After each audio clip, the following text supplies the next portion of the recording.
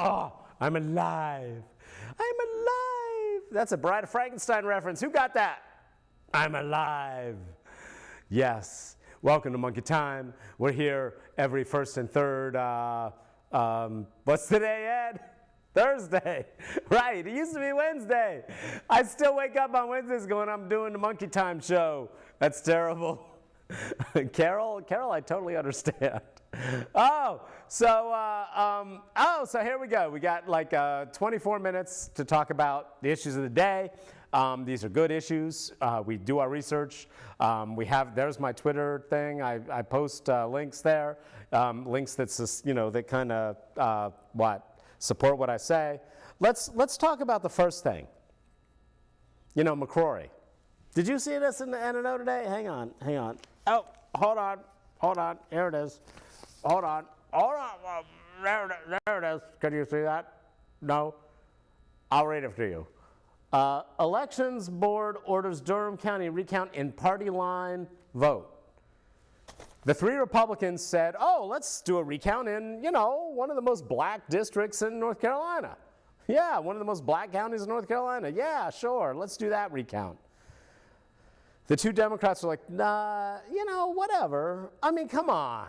You know what's going on here. This is why McCrory is so upset, right? The party of the governor decides the composition, the majority of the county and state boards of election. So if they lose that, if the Republicans lose the majority on the county boards of election, remember, they reduced the number and sites of early voting in mostly black districts and mostly liberal districts. They reduced them. Now they'll sit there and go, oh no, the overall hours were about the same. Yeah, bull crap. The majority Republican boards of election in the counties, at the county level, generally reduced the number of sites, places where people could vote early and vote in general on election day. They did that. Why would you do that? Oh, right. You do it in the districts where your opponents are more likely to win. That's what McCrory did. That's why the GOP and McCrory are so scared of losing. Because the governor's party determines the majority on the state and county boards of election. And they decide where and when you can vote. Not just early voting, but voting in general. Where the sites are, right? Is there going to be a student site on campus? Oh, well, the GOP, the Republicans are like, no. Then the pushback hits and they go, oh, okay, maybe, but we'll make them walk 2 miles, right? Instead of putting it on campus at the student union. That's what they do. That's how they won. They did it all over. Look. Look. That sounds like glug, glug, which is what I'm feeling about doing. I'm like, give me some liquor. Glug. Come on, Lord. Pass me down the liquor from heaven. Glug. That's what I need right now. No, but seriously, look. Look. The reason McCrory is so scared is because if Roy Cooper wins, the Democrats control the county boards of election. And what do Democrats do as opposed to what Republicans do? Republicans make it harder to vote. Democrats make it easier to vote. There hasn't been any voter fraud that's noticeable. Come on. Okay, here. I think I left it in the car, darn it. But lefties are arguing over themselves over why Hillary lost, right? Stupid. Hillary lost because of one reason. You ready? No, 3 reasons. 3. Ready? 1. First reason. 1. Heil Hillary. Heil Trump. They're actually doing this. And the media's like, oh, it's okay. They're actually doing like Heil Trump. And the media's like, okay, whatever. But, Lefties are arguing over why Hillary lost. Hillary lost for 3 reasons. One, the most important, the Voting Rights Act was rescinded by the Supreme Court, and states all across the South, all across the country, but mostly the South, could implement restrictions on voting that disproportionately affected black voters and affected the turnout. Bam. That's it. That's the number one reason why Hillary lost. But that's not the only reason, Todd, the monkey said.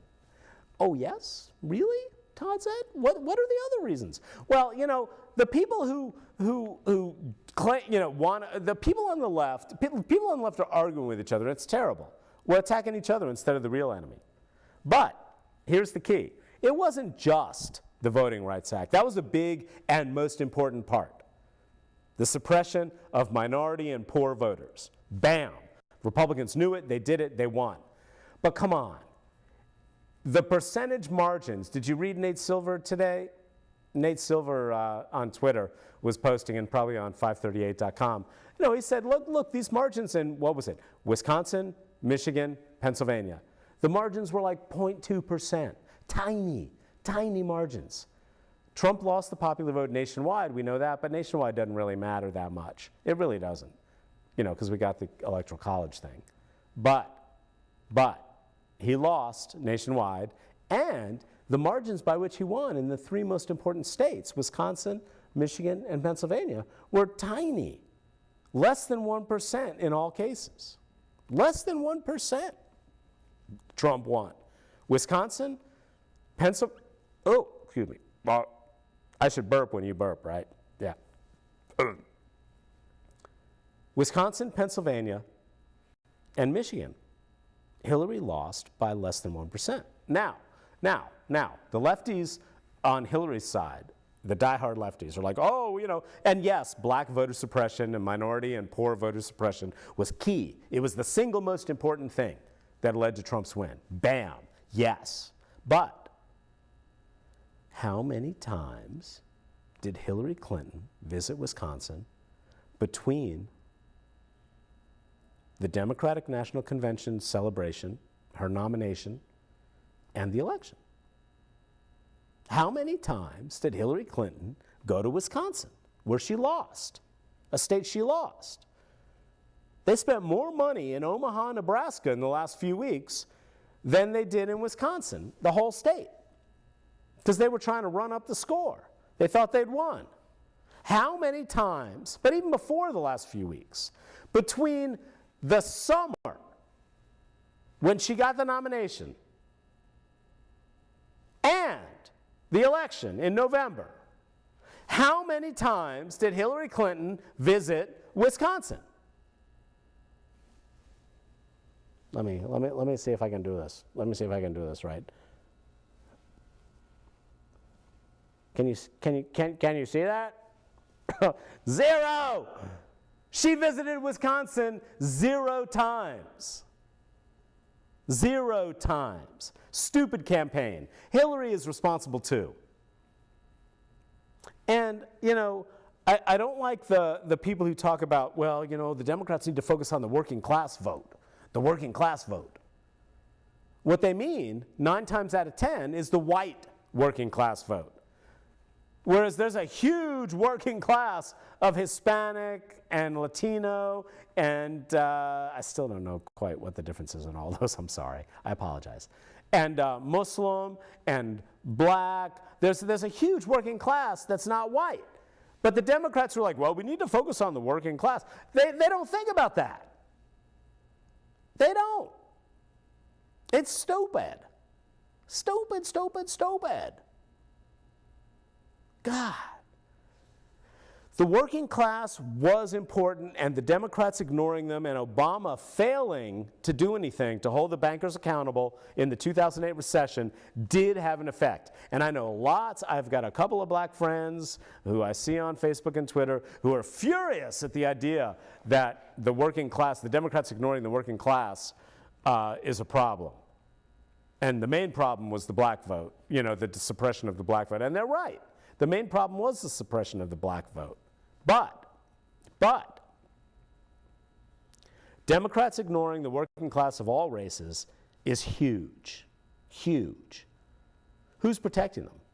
And now we got Donald Trump setting himself up in public. Oh, I saved that Indiana plant, Carrier. Yes, I saved 1,000 jobs from going to Mexico. Yeah, you know what? 1,000 jobs are still going to Mexico.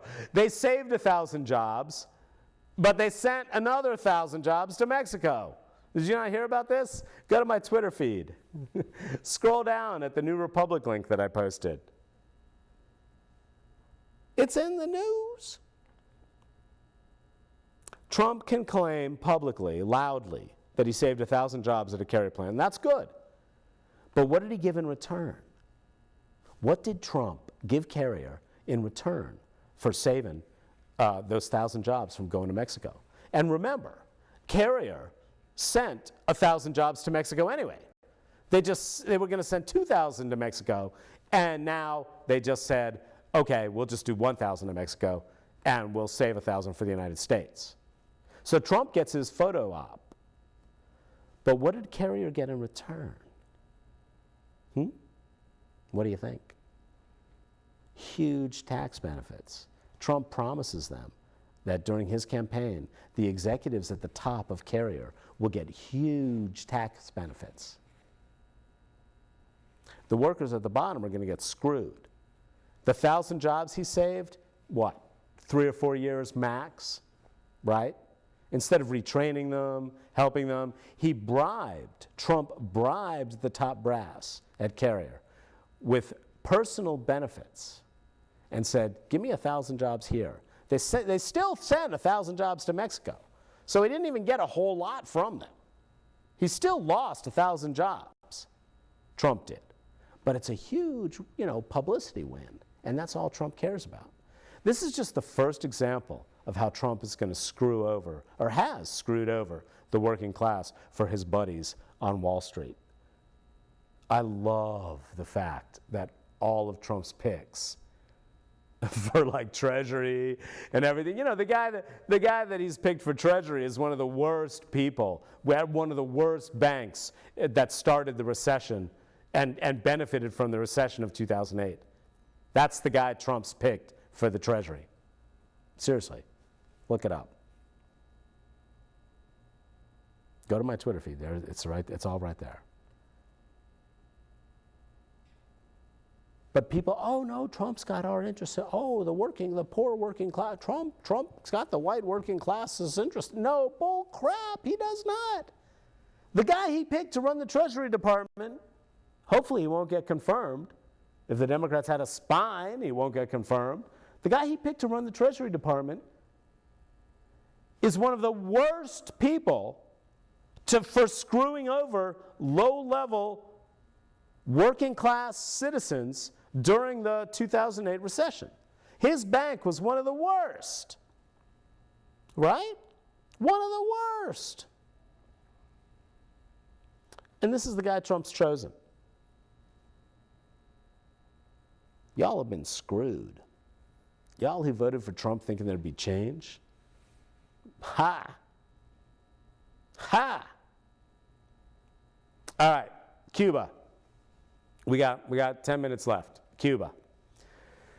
Oh, before we do that, I just got to say this. I got a neighbor who's a punk lover.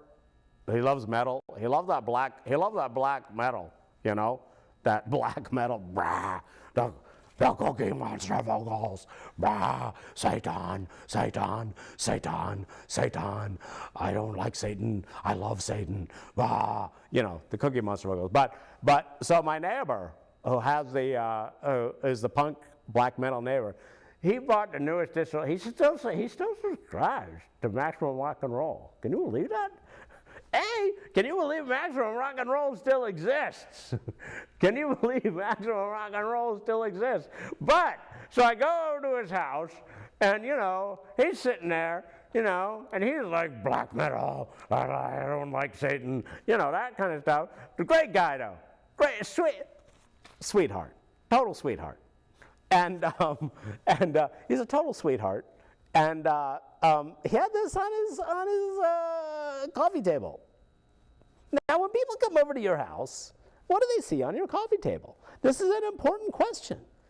Anybody, who's anybody, and that's you, because you're anybody. You're somebody. Come on, say it. I'm somebody. I'm somebody. Yes, you. What do you have on your coffee table when people come over?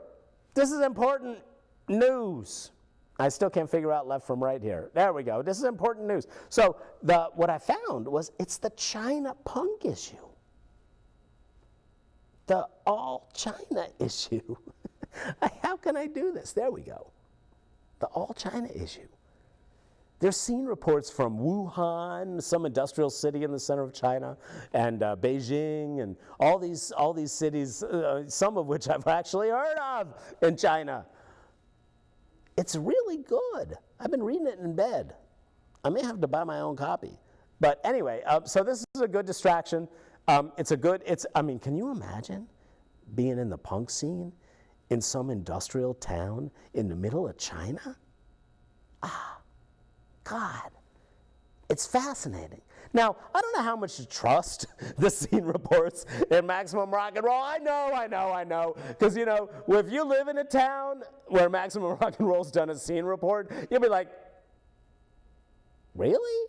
That's your scene report? You know how it is. The media covers a story you're interested in or you know something about, and you're like, yeah, that's kind of true. So, I'm reserving a little skepticism is all I'm saying. But it's a pretty good issue. There was some really interesting stuff in there. Plus, they review the new Pansy Division LP. Pansy Division, one of the early queer punk bands. So if you like gay punk, the new Pansy Division album's out. One of the best mosh pits I've ever been in was a Pansy Division show at the Cat's Cradle back in the 90s. The drummer got totally naked.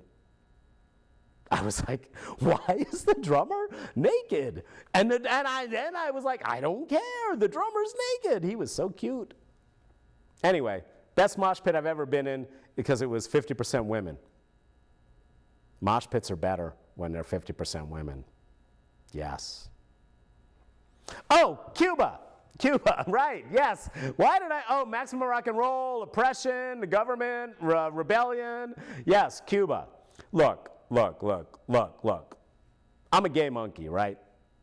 I realized I was gay when I started having dreams about women, meaning wearing their women's clothes when I was like 6 years old. I would wake up and be like, oh, that was an interesting dream about being in a girl's bedroom. Oh, well, and being in the girl's bed and being a girl. Oh, what was that? And, starting at 6 or 8 years old, I was like, what's going on down there? And it was just like, a little strange, but it was okay. I liked it, and then I realized that I didn't give a crap what anybody thought about me. That helps. That really helps. And I'm like, oh, right, I'm so tragically ruined because I'm gay. I'm going to kill yeah, right, whatever. I'm like, y'all have your heads up your butts and I'm okay. That's the key. Say it with me. Y'all have your heads up your butts and I'm okay. Say it again. That feels good. Y'all have your heads up your butts and I'm okay. Yes. Now go like that. See? Doesn't that feel good?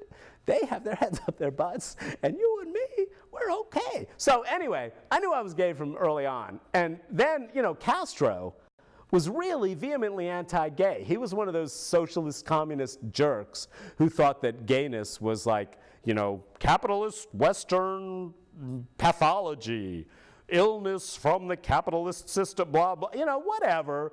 Up yours, Castro. Up Fidel Castro's bum. Right, that's what I say to that.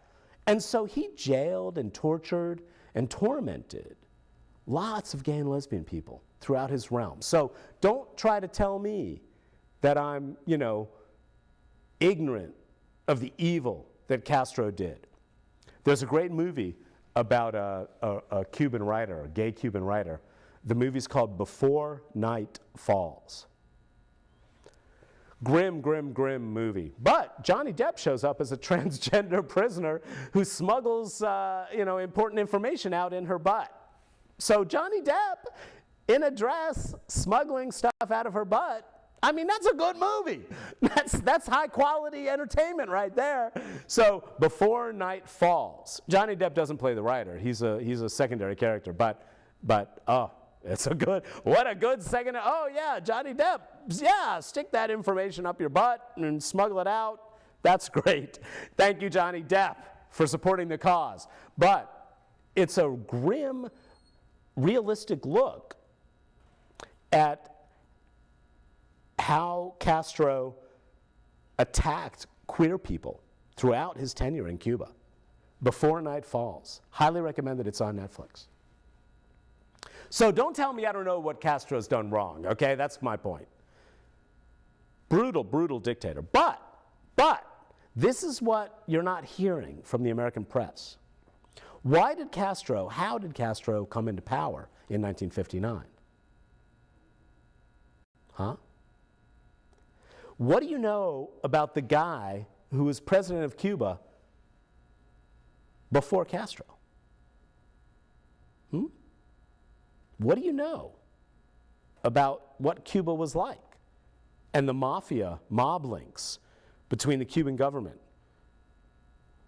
and American corporations ripping off small workers, small-scale working-class people in Cuba? What do you know about that? If you don't know anything about the corruption and diseased society that Cuba was, with major U.S. corporations skimming all the profits off of the land, while Cuban workers got screwed over and over and over and over and over again, if you don't know anything about that,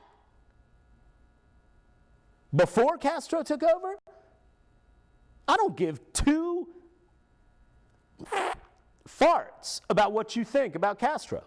If you're not willing to talk about how crappy Cuban culture was, Cuban government, Cuban society was to poor working class people, while American corporations and the mob, the mafia, the U.S. mafia, were ripping it off.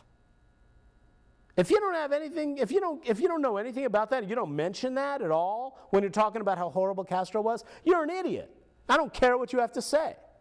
Batista, look it up. Go to my Twitter page. I link to the Wikipedia page on him. That's about as simple as it gets, right? But there are actual books you can read about the mob ripping off Cuba for decades before Castro came in.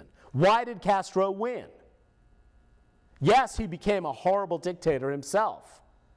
But why did Castro win? Because what was happening before Castro was also horrible. But it made a lot of money for American corporations and the mob. So, we don't talk about that. All right. I think they're telling me we're closing. We're done. How close are we, Ed? What do we got, a minute? 20 seconds? Wrap it up? 5 seconds is what it's like this thing. Woo! All right, we'll see you in 2 weeks. Thank you. Love you, monkeys. I really do. Even the ones who voted for Trump. I love you. You are the best. Mwah.